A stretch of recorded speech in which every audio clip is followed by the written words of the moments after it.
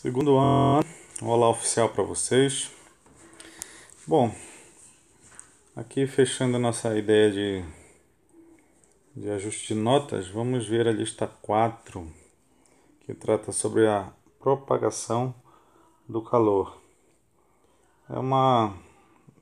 Seriam os princípios, né, da calorimetria. Então, uma lista de certa forma interessante para se tratar. Vamos lá então. Bom, primeiro começa com uma tabelinha dizendo assim: a tabela 1, que você vê logo abaixo, fornece alguns dados nutricionais comparativos entre um isotônico industrializado e a água de coco, considerado um isotônico natural, porque fornece nutrientes e eletrólitos na mesma proporção existente no organismo humano. Com certeza, é bem melhor a água de coco. Bom, são duas tabelas nesse ponto aqui, mas a gente vai usar a primeira, tá? Olha só o que diz a primeira. Informação nutricionais em cada 100 ml de bebida. Então aqui ele diz que na água de coco, em 100 ml, a água de coco tem 68 quilocalorias. Tá, ele vai falar sobre potássio, sobre sódio, mas isso aqui não é interessante para nós. Ele pergunta: uma função importante das bebidas isotônicas é a reposição de potássio após a realização de atividades físicas de longa duração. A quantidade de água de um coco verde, 300 ml de água de coco, repõe o potássio perdido em 2 horas de corrida. Usando a tabela 1, quanta energia é obtida com esses 300 ml? Bom, então agora bora fazer uma proporção lá em cima que diz o seguinte: tu viu que 100 ml de bebida gera 68 quilocalorias, uma quantidade boa, né?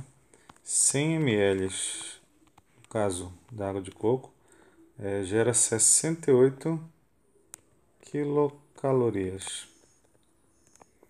Então, um coco tem 300 ml, quanto de energia que tem? É uma regra de 3 simples. Bom, não sei se você costuma fazer regra de 3 assim, mas onde é a variável, você pode fazer isso aqui, ó. Passa uma cruz em cima da variável que você quer calcular e tudo que cortou você deixa multiplicando na parte de cima. No caso, passou em cima do 300 e do 68 e embaixo você deixa o 100. Tá? Mas se você resolver do modo natural, né, de multiplicar em x, vai dar na mesma. Mas isso aqui facilita muito. Eu gosto desse tipo de cálculo.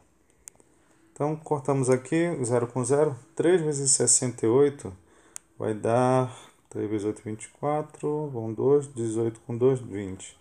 Então, deu 204 quilocalorias. Bastante energia, né? Em um coco. Uma boa reposição. E continua a questão. Usando a tabela 2, qual a energia gasta após 17 minutos de nado? Então, aqui, né, na tabela 2, a gente vê quanto de energia cada atividade consome. Olha, repousar, você consome 1,1 quilocaloria por minuto. Caminhar é 3,7 e, no caso, nadar, que é o nosso. Ele quer saber quanto de energia gasta 17 minutos de nado. A tabela me diz que nadar eu gasto 10 quilocalorias por minuto. Então, em 17 minutos, quanto? Né? Pensando naquela ideia que eu mostrei lá em cima, né? Eu quero esse x.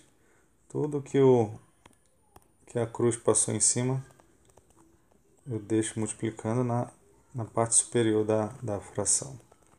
Então aqui deu 170 quilocalorias. E na terceira ele diz assim: usando a tabela 1, quanto de água de coco é necessário para repor energia gasta após 17 minutos de nado? A gente acabou de ver que com 17 minutos de nado, ele gastou 170 quilocalorias. A ideia continua sendo essa, olha, 100 ml repõe 68 quilocalorias. 100 ml, 100 ml repõe 68 quilocalorias. E eu nadei 17 minutos e gastei 170 quilocalorias. Quanto de água de coco eu preciso?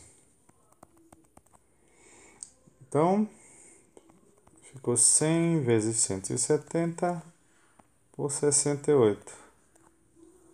Bom, fazendo essa conta, você vai descobrir 250 ml.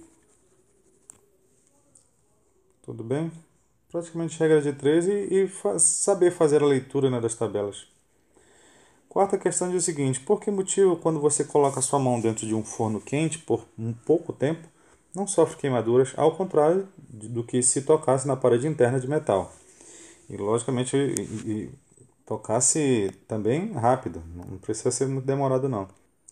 Então, mais ou menos é isso que acontece. Nós temos o forno em que, por causa do calor, deixa eu colocar aqui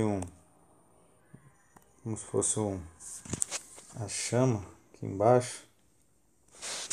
A temperatura ela vai se espalhar de duas formas. Aqui ela vai ser conduzida. Uma parte vai ser na chapa de baixo e na parede de metal. É muito fácil conduzir o calor pelo metal. E um pouco menos vai ser espalhado no ar.